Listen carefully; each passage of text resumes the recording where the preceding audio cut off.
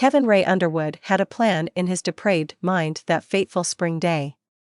It was April 12, 2006, and Underwood, 26, was poised to carry out a fantasy of sexual assault, murder, and cannibalism. The victim, officials would later explain, was going to be the first person to walk past Underwood's apartment that day. Her name was Jamie Rose Bolin, and she was just 10 years old. She was in the 5th grade at Purcell Intermediate School.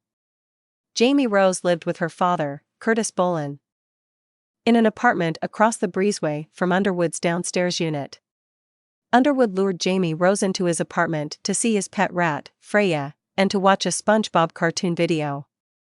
Once she was inside, he battered her skull and back with a wooden cutting board before choking her and cutting her throat in an apparent attempt to decapitate her.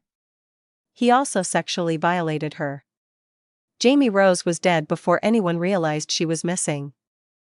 Underwood placed the body in a plastic tub which he taped shut and hid in his closet. He dismantled the bicycle she'd been riding and stashed the parts beneath his bed. Outside that scene of horror, a search had started to locate the missing girl. On April 14, police first took notice of Underwood when he volunteered to help search for Jamie Rose. It was Good Friday.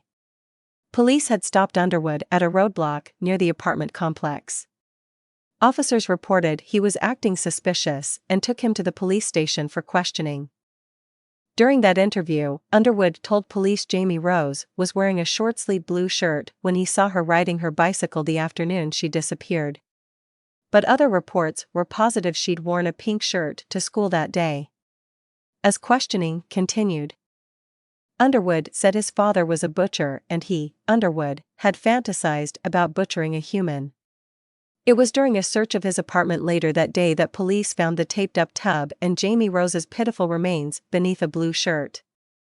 They also found her dismantled bicycle and, perhaps more damning, they came across skewers, meat tenderizer, numerous knives and swords, rolls of duct tape, that wooden cutting board and a video about serial killers.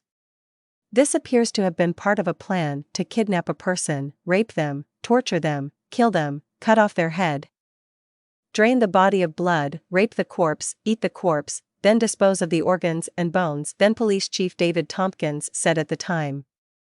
More than 1,000 mourners turned out for Jamie Rose's funeral at Purcell High School's Boney Matthews Fieldhouse on April 20.